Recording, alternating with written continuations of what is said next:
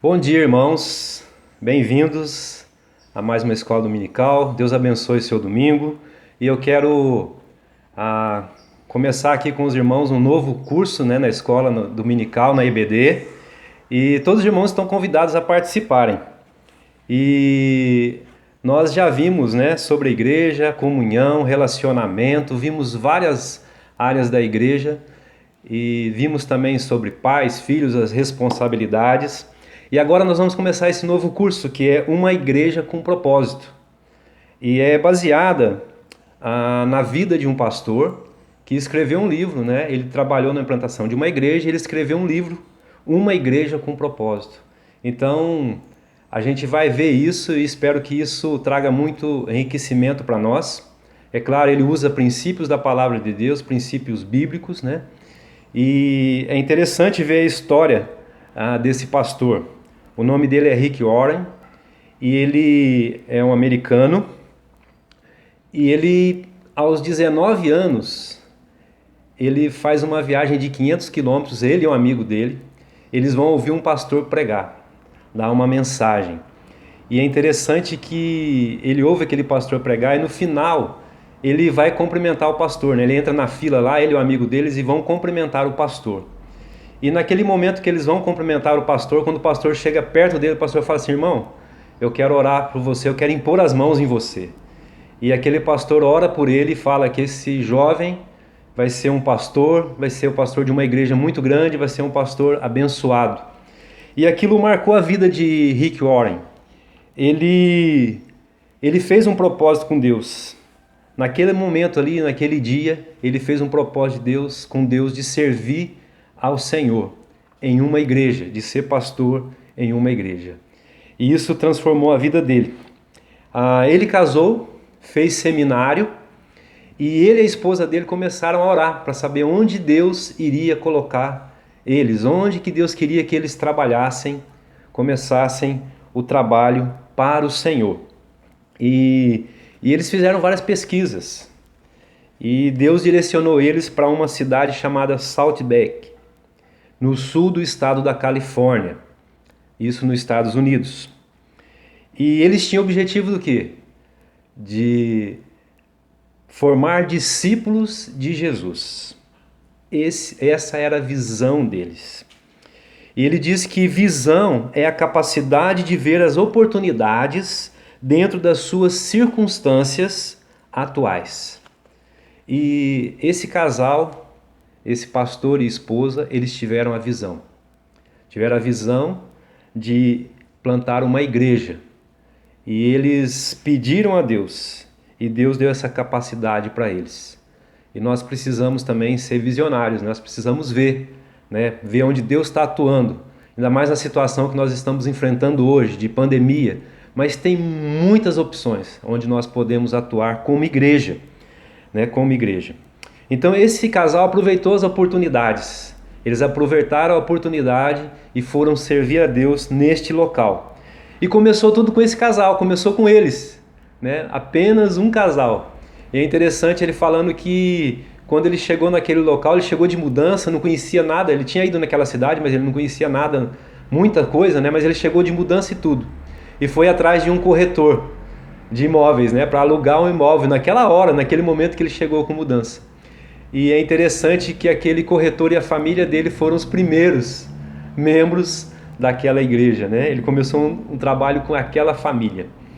E então eles tinham uma visão, mas era uma visão que Deus deu para eles. Então tudo aquilo que a gente vai ver esses dias nesse curso da EBD é aquilo que Deus fez usando a vida de um homem e aquilo também que Deus vai fazer e tem feito através das nossas vidas. Então, que isso seja de exemplo para nós.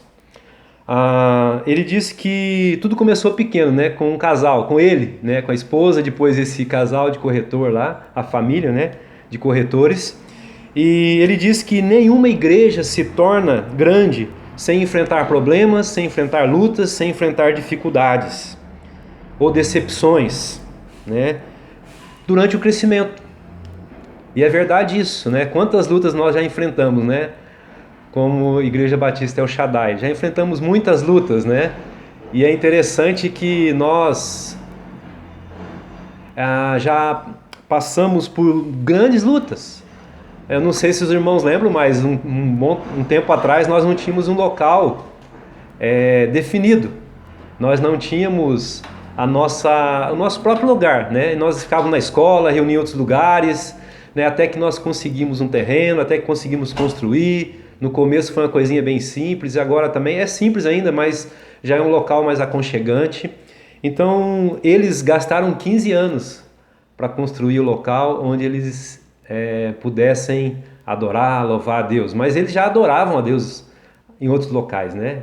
Então não é o local na verdade, mas Deus foi trabalhando, assim como Deus tem trabalhado na nossa igreja também. Então foram 15 anos até eles terem um local definido. Passaram por escolas, passaram por vários lugares, e Deus foi abençoando e foi orientando esse casal.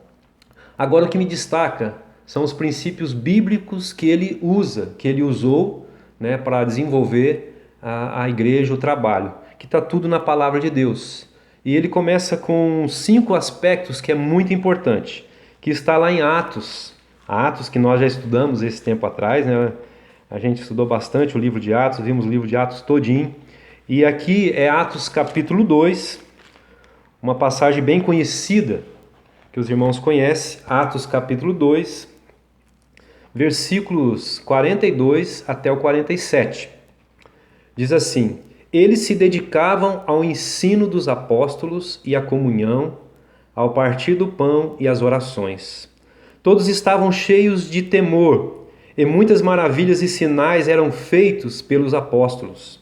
Os que criam mantinham-se unidos e tinham tudo em comum.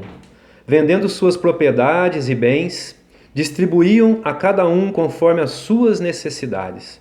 Todos os dias continuavam a reunir-se no pátio do templo, partiam pão em suas casas e juntos participavam das refeições, com alegria e sinceridade de coração, louvando a Deus e tendo a simpatia de todo o povo, e o Senhor lhes acrescentava diariamente os que iam sendo salvos.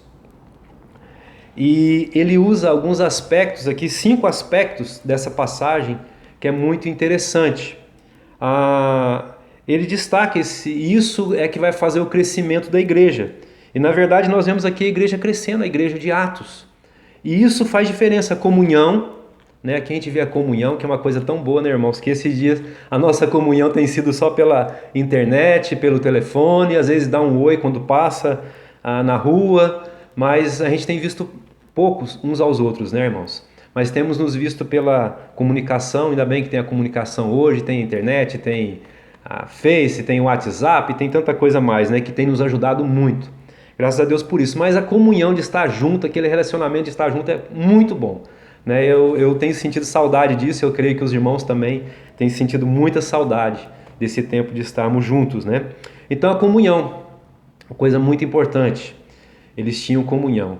Outra coisa também, eles tinham o discipulado, um ensinando o outro, um ajudando o outro a crescer na palavra de Deus, que são coisas fundamentais, comunhão, discipulado, adoração. Eles adoravam ao Senhor, louvavam, glorificavam, bendiziam o nome de Deus. Tinha também o ministério, né? Eles trabalhavam, estavam envolvidos, né? Um ajudando o outro, ajudando os órfãos, as viúvas, ajudando as pessoas necessitadas. E você vê aqui, né? Eles ajudavam, compartilhavam. Então o ministério de ajudar, de compartilhar, de servir uns aos outros. E o evangelismo, evangelizando, pregando, falando da palavra de Deus. E os primeiros cristãos, eles reuniam-se, edificavam uns aos outros, adoravam e ministravam na vida dos outros e evangelizavam. Então, irmãos, nós temos aqui esses princípios e que serve para nós hoje e que tem feito diferença, né? Nós temos crescido, nós temos visto isso, nós temos visto a comunhão, a adoração, mas a gente precisa crescer muito mais, irmãos. Então, o crescimento da igreja é uma parceria. É uma parceria de Deus, do poder de Deus, e de nós, homens, que também trabalhamos para a obra dele. E as igrejas crescem através dessa atuação do poder de Deus, da graça de Deus que vai sendo manifestada, que vai transformando vidas, e também do esforço nosso, irmãos, que é uma coisa importante. Então, é uma parceria. Lá em 1 Coríntios, capítulo 3, abra lá a sua Bíblia, lá em 1 Coríntios, capítulo 3. 1 Coríntios, capítulo 3, o versículo 6 e 9. O versículo 6 e o versículo 9. Versículo 6 diz assim: Eu plantei, Apolo regou, mas Deus é quem fez crescer. Ó, escuta de novo o versículo 6 aqui de 1 Coríntios 3. Eu plantei, Apolo regou, mas Deus é quem fez crescer. E o versículo 9. Pois nós somos cooperadores de Deus. Vocês são lavoura de Deus e edifício de Deus. Então, uma parceria. Você vê aqui Paulo falando. Ele falou, olha, eu plantei, Apolo regou, fez dar o crescimento ali, fez ensinando a palavra, mostrando a palavra, e Deus deu o crescimento. Deus trabalhou na vida das pessoas. Então, é o Senhor que nos dá o crescimento. Mas é uma parceria entre Deus e o homem. Então, nós estamos juntos. E aqui fala que somos cooperadores. Cooperadores de Deus. Então, nós fazemos parte dessa obra. Deus nos chamou para fazer parte dessa obra. Que privilégio que nós temos, irmãos. Que privilégio. E como igreja, isso tem que fazer a gente crescer, desenvolver e saber que Deus é o dono da obra. Ele é o Senhor da obra. Assim como Ele fez na vida desse pastor, do Rick e a família dele, e que fez aquela igreja crescer e se multiplicar muito, assim também Ele tem feito na nossa vida, e eu creio que Deus vai fazer muito mais, irmãos.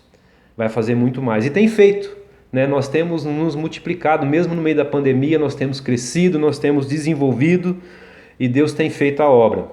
E graças a Deus por isso. Então, ambos os elementos, o poder de Deus, né, e o esforço humano, tem que estar junto. É uma parceria.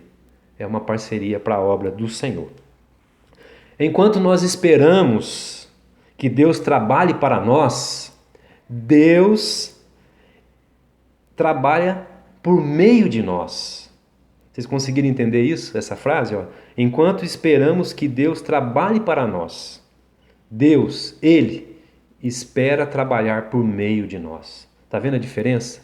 Muitas vezes a gente espera, fica esperando, mas a gente não faz nada. É porque Deus quer usar a nossa vida e às vezes a gente está parado, às vezes a gente não está vendo, né, como essa visão que esse pastor teve. Então a gente tem que estar em harmonia, em comunhão com Deus, para que possamos entender e ver. Então Deus, Ele espera trabalhar através de nós, por meio de nós. Que privilégio que nós temos. Todos nós somos chamados por Cristo para dar frutos. João 15, abra sua Bíblia lá agora em João, capítulo 15, que fala sobre isso. João 15:16 diz assim, João 15:16, vocês não me escolheram, mas eu os escolhi, para irem e darem fruto, fruto que permaneça, a fim de que o Pai lhes conceda o que pedires em meu nome. Então Deus nos escolheu, e é um privilégio nós participarmos da obra dele. É um privilégio para nós. Não é sofrimento, não é perca, não, é ganho. É ganho, queridos. E nós temos um privilégio muito grande de participar da obra de Deus. Ele nos escolheu, Ele te escolheu, Ele me escolheu. E isso é maravilhoso. E nós podemos ver isso através dos frutos, através dos nossos frutos. Né? Agora, o que é fruto? Né? O que é fruto para Deus? O que é fruto? E é interessante aqui que fala que vocês não me escolheram, mas eu escolhi para que vocês deem fruto, para vocês darem fruto, produzir fruto. E a gente viu sobre isso já, né, irmãos? Né? Nós temos os frutos do Espírito: paz, alegria, amor, longanimidade, a perseverança, né, são frutos, mas eu quero ver alguns aqui também. E é interessante que nós glorificamos a Deus quando damos frutos. Aí no capítulo 15 mesmo de João, o versículo 8 diz assim: Meu Pai é glorificado pelo fato de vocês darem muito fruto, e assim serão meus discípulos. Meu Pai é glorificado pelo fato de vocês darem muito fruto. Então, quando nós damos frutos, nós estamos glorificando a Deus. Nós estamos bendizendo o nome dele, nós estamos rendendo graças a ele. Agora, o que Deus considera como fruto? Eu já falei alguns frutos aqui, mas é interessante a gente rever alguns aqui e saber que isso faz diferença na nossa vida. Em Mateus, capítulo 3, abra lá sua Bíblia em Mateus, capítulo 3. Mateus, capítulo 3, o versículo 8. Diz assim: Deem fruto que mostre o arrependimento. Deem fruto que mostre o arrependimento. Arrependimento, irmãos, é um fruto. Você se arrepender das coisas erradas que você fez, você confessar diante de Deus, falar: Deus, eu me arrependo disso. Eu me arrependo dos meus pecados, eu me arrependo das minhas atitudes, eu me arrependo daquele irmão que eu magoei. Eu me arrependo, Pai, de fazer coisas erradas. Fruto de arrependimento. É um privilégio que nós temos de arrepender. E Deus perdoa. Deus perdoa. Então, uma das características nossas é o arrependimento. Aquela pessoa que não tem arrependimento, que tem uma vida amargurada, uma vida sem arrependimento, ela está sofrendo. Então, arrependimento é um fruto, irmãos. Arrepender é um fruto. Então, que nós possamos nos arrepender diante de Deus quando fazemos coisas erradas, quando praticamos ações erradas, quando pecamos contra o nosso Deus e contra o nosso próximo também. Também tem mais um outro fruto que a gente pode ver aqui em Mateus, capítulo 7. Mateus, capítulo 7, lá em Colossenses também 1:10. Mas vamos ler aqui Mateus, capítulo 7, do versículo 16 até o versículo 21. Então, Mateus, capítulo 7, do versículo 16 ao 21. Vocês os reconhecerão por seus frutos. Pode alguém colher uvas de um espinheiro ou figos de ervas daninhas? Semelhantemente, toda árvore boa dá frutos bons, mas a árvore ruim dá frutos ruins. A árvore boa não pode dar frutos ruins, nem a árvore ruim pode dar frutos bons. Toda árvore que não produz bons frutos é cortada e lançada ao fogo. Assim, pelos seus frutos vocês os conhecerão. Nem todo aquele que me diz Senhor, Senhor entrará no reino dos céus, mas apenas aquele que faz a vontade do meu Pai que está nos céus. Ele fala de frutos aqui. Fala de árvore boa e árvore ruim. Irmãos, nós já fomos regenerados em Jesus Cristo. Nós aqui somos os frutos bons. E aqui o que fala o versículo 21 me chama a atenção é que aquele que faz a vontade do Pai. Fazer a vontade de Deus é um fruto. É um fruto do cristão, daquele que se arrependeu, daquele que confessou seus pecados. Então, fazer a vontade de Deus, meus irmãos, é fruto também. É um fruto que Deus espera de nós. É um privilégio que nós temos. Então, aquele que pratica a verdade, que pratica a justiça, que busca as coisas certas. Então, fazer a vontade de Deus, buscar a verdade, praticar a verdade, irmãos, isso é um fruto também. Em João também, agora abra lá em João, capítulo 15, volta lá para João, capítulo 15, né? A gente já tinha aberto essa passagem aí do capítulo 15, volta de novo para o capítulo 15 de João, versículos 7 e 8. A gente já leu o versículo 8, mas vamos ler novamente o 7 e o 8. Se vocês permanecerem em mim e as minhas palavras permanecerem em vocês, pedirão o que quiserem e lhes será concedido. Meu Pai é glorificado pelo fato de vocês darem muito fruto, e assim serão meus discípulos. mais um fruto aqui. Orações respondidas, irmãos. Né? E mais uma vez, né? Deus é glorificado pelos nossos frutos. E aqui o versículo 7 fala que nós vamos ser respondidos, vai ser concedido aquilo que nós pedimos de acordo com a vontade de Deus. Então também é um fruto. Orações respondidas é fruto que Deus considera. É um fruto que Deus considera e que nós também possamos considerar. E mais um fruto que eu quero compartilhar com os irmãos nessa manhã aqui, que o pastor Rick considerava e que nós vemos aqui na palavra de Deus, é Romanos. Abra lá agora em Romanos. Romanos capítulo 1, né, o comecinho aí de Romanos. Romanos capítulo 1, o versículo 13. Romanos capítulo 1, versículo 13. Quero que vocês saibam, irmãos, que muitas vezes planejei visitá-los, mas fui impedido até agora. Meu propósito é colher algum fruto entre vocês, assim como tenho colhido entre os demais gentios. Paulo aqui ele fala do desejo que ele tinha de ir para Roma, de encontrar essas pessoas, de conversar com esses irmãos. Mas é interessante que o propósito de Paulo era anunciar o evangelho. Ele fala, olha, eu quero colher frutos. Aqui está falando de pessoas que estão sendo salvas.